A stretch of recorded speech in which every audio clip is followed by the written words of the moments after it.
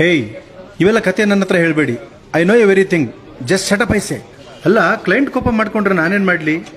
ಅವ್ರೀಗ 2 ಗಂಟೆಗೆ ಬರ್ತಿದಾರಂತೆ. ಬೇಗ ಯಾರನ್ನಾದರೂ ಕಳಿಸ್ಕೊಡಿ.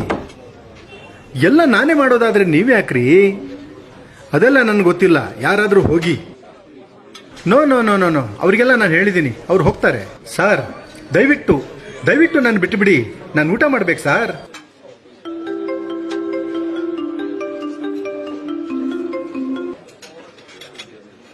ಸರಿ ಮಾಡಿದ್ರಾ? ಆ ಹೊಸ ಪ್ರಾಜೆಕ್ಟ್ ಏನಾಯ್ತು? ಈ ಪ್ರಾಜೆಕ್ಟ್ ಮುಗಿಯೋಕ್ಕೆ ಮುಂಚೆನೇ ಇನ್ನೊಂದು ಪ್ರಾಜೆಕ್ಟ್ ಕೈಗೆ ತಗೊಳ್ಳಿ. ಎರಡನ್ನೂ ಮ್ಯಾನೇಜ್ ಮಾಡಿ. ನಾನು ಇರ್ತೀನಿ.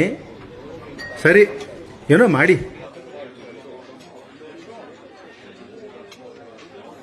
ಸರ್, ನೀವು SK ಕನ್ಸ್ಟ್ರಕ್ಷನ್ಸ್ MD ಅಲ್ವಾ? ಹೌದು. ವಾವ್ ಸರ್, ನಾನು ಇಷ್ಟು ದಿನ ನಿಮ್ಮ ಬಗ್ಗೆ ಕೇಳಿದ್ದೆ, ಬಟ್ ಡೈರೆಕ್ಟಾಗಿ ನೋಡಿರಲಿಲ್ಲ. ಇವತ್ತು ಡೈರೆಕ್ಟಾಗಿ ನೋಡಿ ತುಂಬ ಖುಷಿ ಆಯಿತು. Thank you. ಹಾಂ sir, our staffs are coming. Okay sir. Sorry for the trouble sir. Sir, ನಾನು ನಿಮಗೊಂದು ಮಾತು ಕೇಳ್ಬೋದಾ? ಕೇಳಿ. ನೀವು ನೆಮ್ಮದಿಯಾಗಿ ಮಲಗಿ ಎಷ್ಟು ದಿನ ಆಯಿತು ಸರ್? ದಿನ ಅಲ್ಲ, ವರ್ಷನೇ ಆಗೋಯ್ತು. ಸರ್, ನನ್ನ ತಪ್ಪು ತಿಳ್ಕೊಬೇಡಿ. ಈ ಹೋಟೆಲಿಂದ ಕೆಳಗಡೆ ಹೋಗ್ತಾ ಎಡಗಡೆ ಒಂದು ಪಾರ್ಕ್ ಇದೆ. ಆ ಪಾರ್ಕಲ್ಲಿ ಯಾವಾಗಲೂ ಒಬ್ಬ ಭಿಕ್ಷುಕ ಇರ್ತಾನೆ. ಇವಾಗ ನೀವು ಅವನನ್ನು ಹೋಗಿ ನೋಡಿ, ಮರದ ಕೆಳಗಡೆ ನೆಮ್ಮದಿಯಾಗಿ ಮಲ್ಕೊಂಡು ಗೊರಕೆ ಹೊಡಿತಾ ಇರ್ತಾನೆ. ಎಲ್ಲೋ ಒಂದ್ ಕಡೆ ಅವನ್ನ ನೋಡಿದಾಗ ಈ ಭಿಕ್ಷುಕನ ಜೀವನದಲ್ಲಿರೋ ನೆಮ್ಮದಿ ನನ್ನ ಜೀವನದಲ್ಲಿ ಇಲ್ವಲ್ಲ ಅಂತ ಅನ್ಸಲ್ಲ ಸರ್ ನಿಮಗೆ? ಯಾಕೆ ಈ ಮಾತು ಹೇಳ್ತಾ ಇದ್ದೀನಿ ಅಂದ್ರೆ, ನಿಮ್ ತರ ಶ್ರೀಮಂತ ನಾನಲ್ಲ, ಒಬ್ಬ ಬಡವ. ಆ 60 ರೂಪಾಯಿ ಸ್ಯಾಂಡ್ವಿಚ್ನ ಹ್ಯಾಪಿಯಾಗಿ ಆಸ್ವಾದಿಸಿ ತಿಂತಾ ಇದ್ದೀನಿ. ಆದ್ರೆ ನೀವು ಆವಾಗ್ಲಿಂದ ತಂದಿಟ್ಟಿರೋ ಈ ಪಿಜ್ಜಾನ ನಿಮ್ ಕೈಲಿ ತಿನ್ನಕ್ಕಾಗ್ತಾ ಇಲ್ಲ.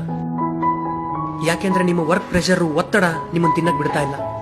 ಈಗ ನೀವು ತಿಂದ್ರೂ ಕೂಡ ನೆಮ್ಮದಿಯಾಗಿ ತಿನ್ನಲ್ಲ, ಗಪ ತಿಂದು ಎದ್ದೋಗ್ಬಿಡ್ತೀರಾ.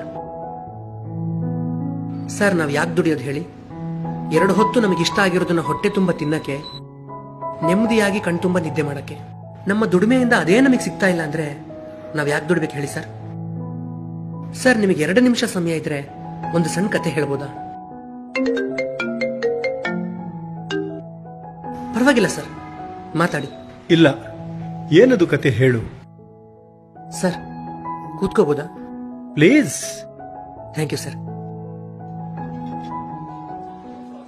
ಸರ್, ಒಂದು ನದಿ, ಆ ನದಿ ದಡದ ಮೇಲೆ ಒಂದು ಮರ, ಆ ಮರದ ಮೇಲೆ ಒಂದು ಕೋತಿ.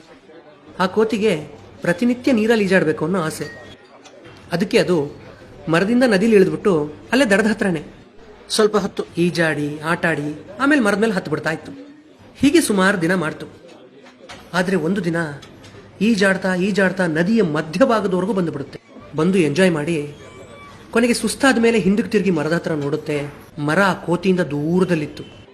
ಅವಾಗ ಭಯದಿಂದ ಸ್ಪೀಡಾಗಿ ಮರದ ಕಡೆ ಈಜ್ಕೊಂಡು ಬರೋದಕ್ಕೆ ಶುರು ಮಾಡುತ್ತೆ. ಅಷ್ಟರಲ್ಲಿ ಒಂದು ದೊಡ್ಡ ಸುಳಿ ಬಂದು ಆ ಕೋತಿನ ಮುಳುಗಿಸ್ಬಿಡುತ್ತೆ. ಸರ್, ಈ ಕಥೆಯಲ್ಲಿ ಆ ಕೋತಿ ನಾವು, ಆ ಮರ ನಮಗೆ ಬೇಕಾಗಿರುವಂತ ನೆಮ್ಮದಿ, ಆ ನೀರು ನಾವು ಗಳಿಸಬೇಕು ಅನ್ಕೊಳ್ಳೋ ದುಡ್ಡು. ನಾವು ಜೀವನದಲ್ಲಿ ದುಡ್ಡನ್ನು ದುಡಿತಾ ನೆಮ್ಮದಿನ ಮರ್ತು ಬಿಡ್ತೀವಿ. ಮರ್ತು ತುಂಬಾ ದೂರ ಹೋಗ್ಬಿಡ್ತೀವಿ. ಕೊನೆಗೊಂದಿನ ದುಡ್ಡನ್ನೆಲ್ಲ ದುಡಿದ ಮೇಲೆ ನೆಮ್ಮದಿ ಬೇಕು ಅಂತ ಹಿಂದಕ್ಕೆ ತಿರುಗಿ ನೋಡ್ತೀವಿ.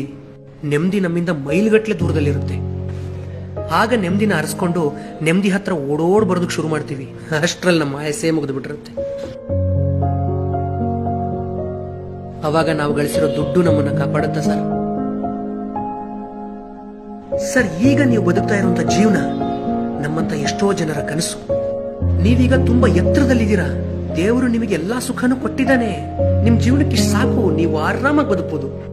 ಆದ್ರೂ ನೀವು ಇನ್ನೂ ಜಾಸ್ತಿ ಬೇಕು ಅಂತ ಶ್ರಮ ಪಡ್ತಿರೋದ್ರಿಂದಲೇ ನಿಮಗೆ ನೆಮ್ಮದಿ ಸಿಗ್ತಾ ಇಲ್ಲ. ನೋಡಿ ಸರ್, ನಾನು ಹೇಳಿದ ಕಥೆಯಲ್ಲಿರೋ ಕೋತಿ ತರ ಮಾಡಬೇಡಿ. ಸುಳಿ ಬರೋದಕ್ಕಿಂತ ಮುಂಚೆನೆ ಮರನ ಸೇರ್ಕೊಳ್ಳಿ. ಸರ್, ನಾನಿನ್ನು ಚಿಕ್ಕೋನು, ನಿಮ್ಮಷ್ಟು ಎಕ್ಸ್ಪೀರಿಯನ್ಸ್ ನನಗಿಲ್ಲ. ಜಾಸ್ತಿ ಮಾತಾಡಿದೆ ಅಂತ ಅನ್ಸಿದ್ರೆ ದಯವಿಟ್ಟು ಕ್ಷಮಿಸ್ಬಿಡಿ ಸರ್.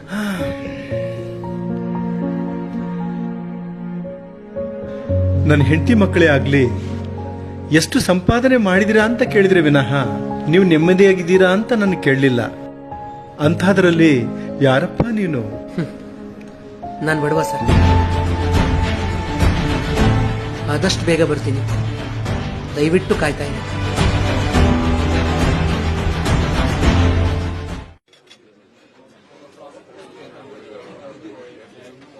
ಹೇಯ್, ಇವೆಲ್ಲ ಕತೆ ನನ್ನ ಹತ್ರ ಹೇಳಬೇಡಿ.